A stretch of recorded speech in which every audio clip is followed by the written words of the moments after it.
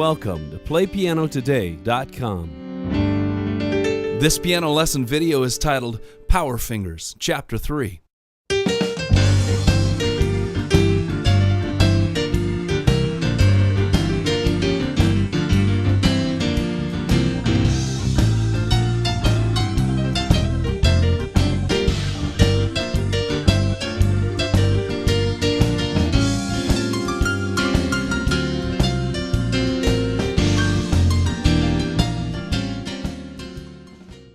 Here's a strange fact. Many keyboard players might have really fast fingers, but not necessarily 10 really fast fingers. It's true, most people use their thumb, index, and middle fingers all the time, but their pinky and their ring fingers are barely developed at all. If you want to develop lightning fast speed and accuracy, you've got to develop all 10 fingers evenly.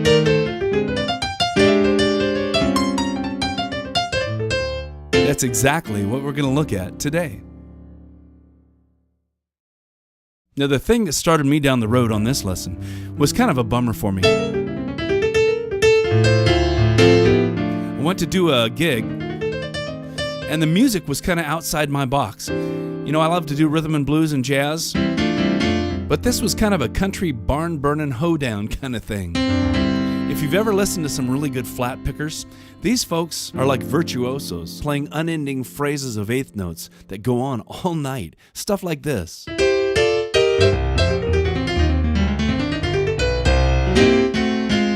you do that for a while and your hands are like, oh man, and they start to slow down. So I went home that night and I got to thinking, wait a minute, I've done all these hand exercises all my life. Why are my hands slowing down? Maybe it's because while I was exercising all those years, my hands were tensing up, especially the ring finger and the pinky. How could I teach my hands to relax in order to gain more speed? So my goal became to find an exercise that would develop all the fingers evenly while allowing them to stay relaxed for maximum speed, power, and accuracy. The great thing is I found something that worked better than I expected. The answer is to practice finger exercises that contain horizontal finger movement. Things like this. Because the chord shapes keep changing, not only do my fingers have to move vertically to press down the keys, but they've got to move horizontally, back and forth. And here's the secret to the exercise. Horizontal finger movement keeps your hands from getting locked in one position, forcing them to stay relaxed. It's an amazing thing. And as you know, in any field, whether that's athletics or public speaking or playing piano, being relaxed is where you're going to find maximum performance. Historically, typical piano exercises maintain the same hand position up and down the keyboard, kind of like this.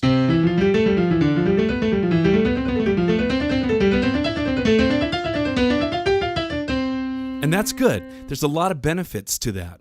The problem comes when you do all of your exercises in a locked hands position with no variation or horizontal finger movement. Your hands are no longer relaxed and they begin to slow down, cramp up, and your performance goes out the window. Now somebody might ask me, hey, I'm a beginning piano player and my hands are kind of in a locked position all the time. Is that going to be damaging to my hands or the way I play? Well, no, we kind of all start out real simple and our hands are in the same position. That's an ideal way to start. In fact, even in chapters 1 and 2 of this particular piano lesson series, Power Fingers, I showed you some exercises where your hands do stay in exactly the same shape.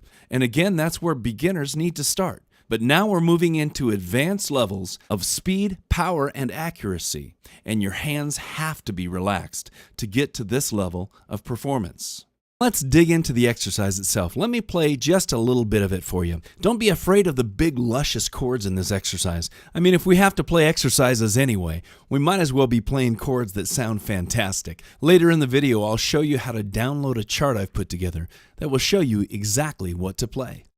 Here's the first chord from the exercise. And the goal is to play all these notes as evenly as possible, keeping your hand relaxed. And the left hand's got it easy because it's just simply playing one note down below to give the exercise color. second chord, back to the first chord. And again, these are all on the printout. Now we're going to go to a nice big A-flat major 7 chord. Moving. Your hands are always moving and staying relaxed.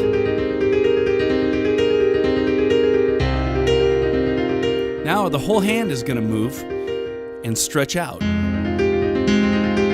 And go for some nice big fat chords. And if you're an advanced player, you can run it up and down the keyboard like this. You don't have to.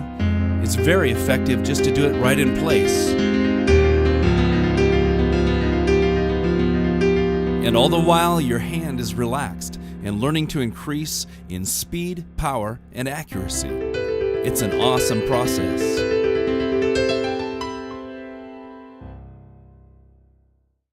I went so far as to tape on my piano the other day 5-finger exercise, and I knew what that meant, but I specifically was referring to this, and I did it every day, and I'm not kidding you, I have found incredible new power and speed and accuracy and evenness on my fingers just probably in 2 weeks of doing that, and I'm really quite excited about it, and I want to share that with you.